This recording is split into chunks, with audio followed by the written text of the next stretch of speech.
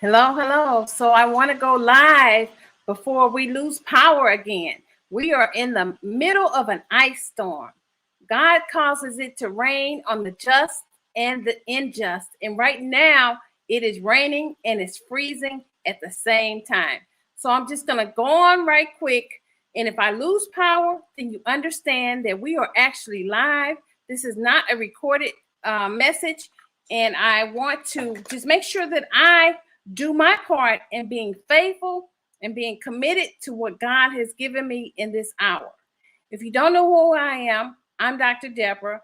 And on today's lesson, we're going to talk about persistent prayer. Persistent prayer. Now, when it comes to being persistent, I want you to understand persistence is not begging. You don't have to beg God, and you don't have to repeat a phrase over and over again.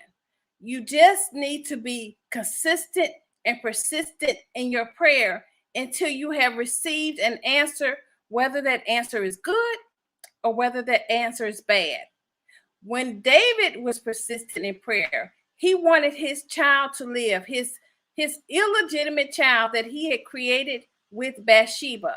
And he put on sackcloth and ashes, and he prayed and he prayed and he prayed until God gave him an answer. And the answer was he was not going to allow his firstborn son to live. Now, when we talk about persistent, I want to talk to you also about when Hannah went every year to the temple and she prayed for a child. She was very persistent in her prayer. It got to the point where Eli noticed her one day and he said, "You know what? She must be drunk." But when he found out the reason why she was there, he said, "Go, this time next year, you will have your child." And as a result of him prophesying into her life, she dedicated her son to God, and he became known as one of the most prominent prophetic individuals that we know of in the Bible outside of Christ himself. Hannah in the Bible is another example of persistent prayer. She prayed for the Messiah to come. That was her assignment, was to pray for the Messiah to come. Good morning.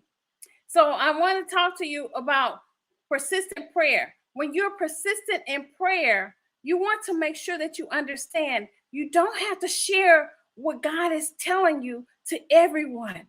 It's a matter of going to your secret place and praying and asking God until you receive an answer. I want to come to you about a story in the book of Luke, the 18th chapter. And if I'm rushing through this, it's because, like I mentioned, we are in the middle of an ice storm.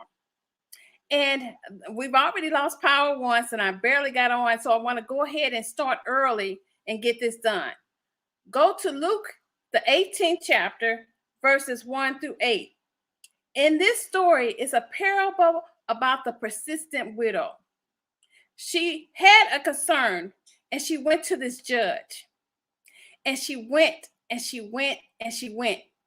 Now, the judge could represent Christ or God in our lives. You go to God. She didn't go to a lawyer. She didn't go to her friends. She didn't ask for a prayer meeting.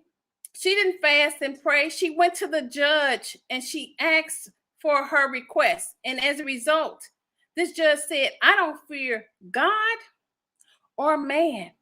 So in other words, he said, "I don't care if you're alive or you are operating in the spiritual world. I don't fear them. But this woman right here, she won't leave me alone." And so as a result, he gave her her request. And at the end, in verse 8, it says, "I tell you, he will grant justice to them quickly. But when the Son of Man returns, how many will he find on earth who have faith?" We want to have faith, persistent faith in prayer that God is going to give us an answer. Our answer may be no, but that's okay. You have been persistent until you heard from God. So on today's message, I want to encourage you, be persistent in your prayer life. Be persistent. You don't have to share it with everyone. It's not for everyone. Your heart's desires is not for everyone. I want to encourage you to be persistent in going to God. Get you your prayer journal, write it down, ask God, thank Him for it. Be grateful for your answer before you receive it. Persistent prayer is so important in this hour. And I want to encourage you, if you like messages like this, be sure to like, subscribe. I don't want to really rush through this, but I want to make sure that we don't lose power again. The ice is already forming on the trees and it's on the power lines. And it's really an exciting time because, God reigns on the just and the unjust.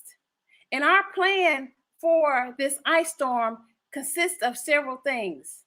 Trust God is plan A. Trust God is plan B.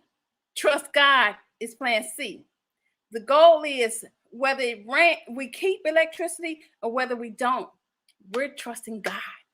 So until next time, I pray that you be blessed, be safe, stay warm, and I'll talk to you next Thursday.